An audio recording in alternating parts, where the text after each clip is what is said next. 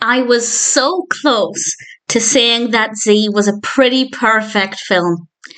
And then something happened that completely threw that idea out of the water because something kind of, not necessarily spoiled it. I did still thoroughly enjoy this film, but I think a very bad decision was made.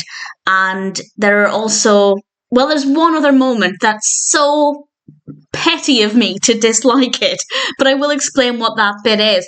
But in general, I loved this film so much. I will, with a spoiler warning towards the end, go into detail about the few things that I really hated. Well, one thing that I absolutely detested, one thing that really irritated me, but the rest of my thoughts are really positive. This is otherwise quite a masterpiece. This was released in 2019. It's directed by Brandon Christensen, written by Christensen and Colin Minihan, and we have a cast including Jett Klyne as Joshua. We also have Keegan Tracy as his mother Beth and Sean Rogerson as Kevin. And this is about a little boy, Joshua, who has an imaginary friend, and this is our character called Z. And his behaviour begins to become quite terrible, to the point where he's getting into trouble at school, and it seems like this is because of Z's influence. And I won't say who or what Z is, or where this character comes from, or what kind of influence it has, partly because I don't want to spoil anything, but also because that's part of the thrill of this narrative. It is very well written, very well crafted. The pacing of the development of the story is absolutely brilliant, so I don't want to give away any more than that. I realise I am being quite vague, but I went into it with very limited knowledge, and I thoroughly enjoyed the experience of slowly, well, not that slowly, but gradually finding out about Z, and I think the pacing at which we find out new information is very well done. So as a narrative, apart from the one thing I'll mention in a little bit, it's pretty fantastic. And the editing is brilliant. The use of music and sounds, absolutely fantastic. We have a brilliant use of light and dark. Something I mention quite frequently is that I hate it when horror films just turn the lights off. And as a viewer, I'm struggling to actually see what's on the screen. It's not scary, it's just irritating. But actually, whenever we did have quite a dimly lit scene, and they are relatively few and far between, there was always some kind of light source, always something that we should be looking at. For example, the fridge was open at one point, and there's a very eerie use of a child's toy that lights up. So even though that scene was quite dark, there was still a light source, there was still something for us to be looking at. I think the lighting was fantastically done. And again, with that, I have nothing but praise. The fact that we have some jump scares is great, but it's not just relying on jump scares. So we're combining quite a dark narrative that's very well written, very well crafted, with an occasional jump scare that feels very timely and is very effective. The horror elements in this are perfect and exactly what I look for. And then we have some really brilliant performances as well. It seems like it is ticking every single box, and it does. As I said at the beginning, I was so close to thinking I was going to start this recording by saying Z is as perfect as a horror film goes. And unfortunately, that ended up not being the case. So I will now explain with a huge, ginormous spoiler warning. One thing that I hated, one thing that I think was a great idea but not done well, and a third thing, as I said, I'm being petty, but it really did irritate me. Apart from these few things I'm going to mention, it's an absolutely incredible film. If it sounds like it would appeal to you, please stop listening to me now and go and check it out. Come back, share your thoughts, because it is worth it. The things I'm about to whinge about didn't completely spoil my experience. I still came away from the film feeling really satisfied, and that's a really positive thing as well, because there are quite a few horror films where the film is amazing, I hate the final decisions, and it actually ruins the experience. But I feel like the film was otherwise so solid that these complaints are not enough to affect how I felt about the rest of the film. So that's pretty fantastic. Definitely check it out. I will now, with a huge spoiler warning, talk about a few things. And the first thing, let's get the petty thing out of the way. And I say petty. This might be a personal choice thing, but also I don't think it is, because we find out that Z, and as I said, huge spoilers, Z is actually a creation of Beth's mind. And this is not something we learn at the end. This is gradually built up. And that's fantastic. I thought that was really brilliant. I love horror films where we have a creature, a demon, a monster, and we, the viewer, can kind of come to our own conclusion, even if it's hinted at in the film like this, that maybe there's a kind of mental health element, and I feel like that's what they were leaning into. Maybe this is being passed on to her son. I think that's a really great theory for this. And then she sat a cup of milk down for Z on the table. It might sound strange if you haven't seen the film, but in context, it does make sense. But then Z drinks the milk.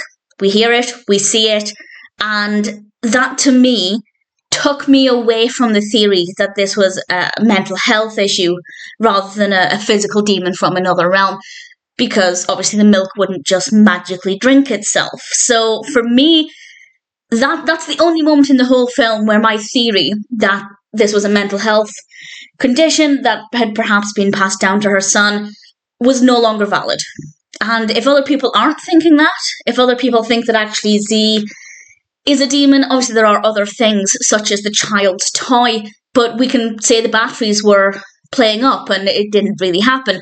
The fire at the house, I'm just throwing all of the spoilers here, the fire at the house in theory could be an accident, but the drinking of the milk, there's not really any other explanation for that. So I feel like, at least from what I was getting out of the film, that decision didn't make sense. And I know it sounds like such a stupid thing to whinge about. It is so tiny.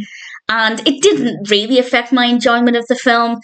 But if I were watching this and providing feedback before the film was released, I would say, please, please, please don't let us hear the sounds of the milk being drunk, because it kind of takes that theory away. And I was a little bit heartbroken. We then have what I think was going to be an amazingly powerful ending. And this is the fact that Beth takes her own life, or tries to take her own life, just as the train is about to hit Joshua. And the only thing about this that I didn't like is the time. Because she's on the phone, and the train is, we can see, so close to Joshua, so close to him. She did not have enough time to get the idea to hang herself, find a way of doing it, and then take her own life, or whatever happened.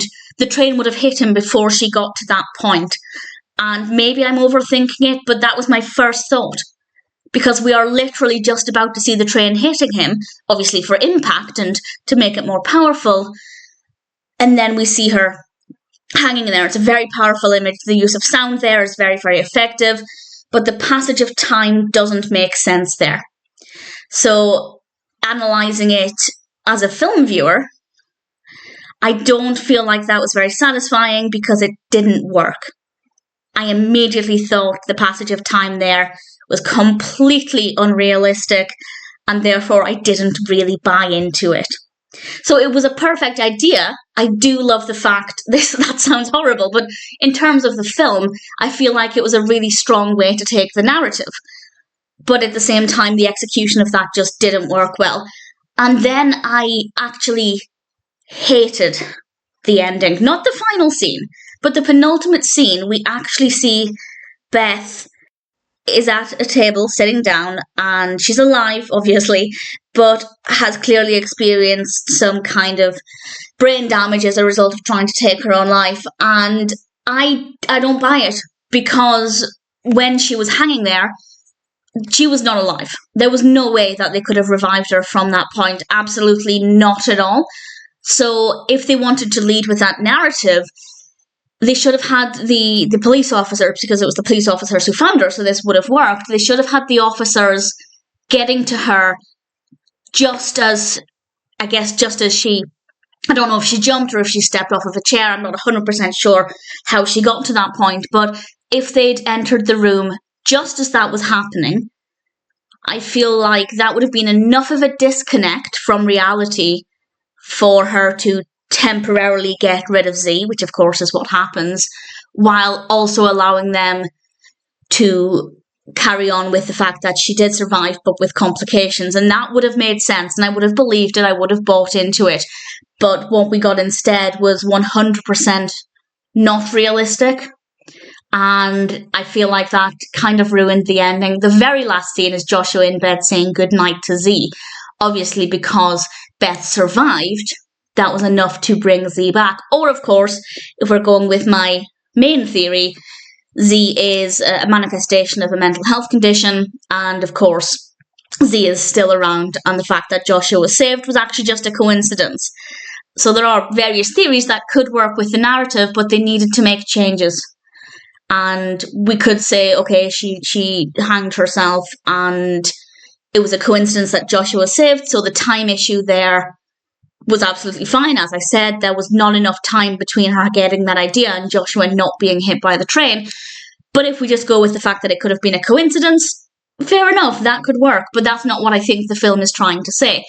And had they got to her before she was clearly no longer alive, then I would have bought the ending. And I think that could have made sense.